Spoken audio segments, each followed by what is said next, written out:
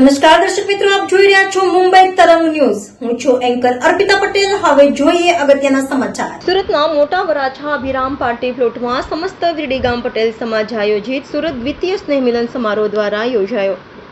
આ સ્નેહ મિલન સમારોહમાં સમસ્ત વિરડી ગામ પટેલ સમાજ તેમજ વિરડી ગામના ડોક્ટર, એડવોકેટ અને શિક્ષકો ઉપસ્થિત રહ્યા હતા. સાથે સમસ્ત વિરડી ગામ પટેલ સમાજ દ્વારા શિક્ષણ અને કુરિવાજ દૂર થાય તે માટે સમસ્ત વિરડી ગામ પટેલ સમાજને માર્ગદર્શન આપ્યું હતું. સમસ્ત વિરડી ગામ પટેલ સમાજ આયોજન સમારોહમાં બ્લડ ડોનેશન કેમ્પ પણ રાખવામાં આવ્યો હતો, જેમાં મોટી સંખ્યામાં સમસ્ત વિરડી ગામના બહેનો અને ભાઈઓ દ્વારા બ્લડ ડોનેશન કરવામાં આવ્યું હતું.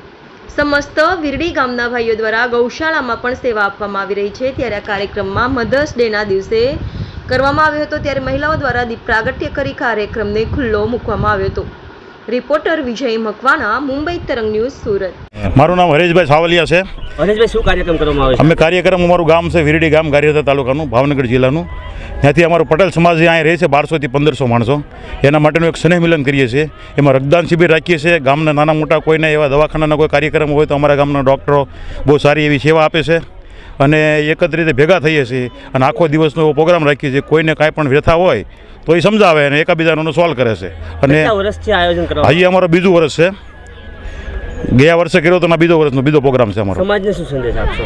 સમાજનો સંદેશ તો અમે એક બ્લડ કેમ્પ રાખ્યો છે. પછી બાળકો ભણતા હોય એને ઉત્સાહિત કરીએ છીએ ઇનામ આપીને. પછી એક અમારા ગામમાં એક સંસ્થા ચાલે છે સીતારામ ગૌશાળા. સીતારામ ગૌશાળા માટે અમારા ગામ બહુ મોટી મહેનત કરે છે અને એમાં 250 થી ગાવું અને બળદો રાખીએ છીએ. આ આયોજનની અંદર કેટલા લોકો જોડાયેલા છે? આ આયોજનની અંદર એટલે મતલબ આમાં 1200 જણા અત્યારે અમારો પ્રોગ્રામ છે, 1200 જણાનો. અને આ આયોજનની ગૌશાળાની પ્રવૃત્તિની અંદર 80 છોકરાઓ એવા છે કે રોજે કડતાલ વગાડીને ધૂન મંડળ ચલાવે છે. અતિ વિશેષ તરીકે કોઈ ઉપસ્થિત રહેવાનું? અતિ વિશેષ તરીકે તો અમારે ઉપસ્થિતમાં તો ભાઈ પટેલ સમાજમાંથી જિગ્નેશભાઈ ઢોલા અને હાર્દિક સાંસળ આવવાના છે. રેન્સીબેન, આજે જે સુરત ખાતે સમસ્ત વિરડી ગામ પટેલ સમાજ દ્વારા જે આયોજન કરવામાં છે એના વિશે આપ શું કહેશો? 12 મહિને એકવાર ભેગા થવાનો મોકો મળ્યો.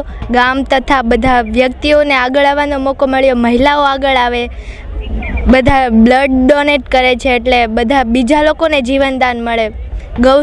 ગૌશાળાના કામો કરે છે, ગૌ માતાની સેવા કરે છે. આ ગામના લોકો દ્વારા અત્યારે સુરતમાં સ્નેહ મિલન યોજન અને આપ લોકો બધા એક સાથે ભેગા થયા છે, કેવું લાગી રહ્યું છે? બહુ આનંદ થાય છે કે બધાને ભેગા થવાનો મોકો મળ્યો ને વર્ષોથી ના મળ્યા હોય એ લોકો પણ આજે ભેગા થઈ રહ્યા છે. મારું નામ મયુર કોલડિયા છે. મયુરભાઈ, આજે જે સુરત ખાતે જે કાર્યક્રમ કરવામાં આવશે એના વિશે આપ શું કહેશો? આજે અમારો છે ને આમ એવું કહેવાય છે કે સંઘે શક્તિ કલો યુગે, એટલે સંઘ જે છે ને એમાં શક્તિ છે.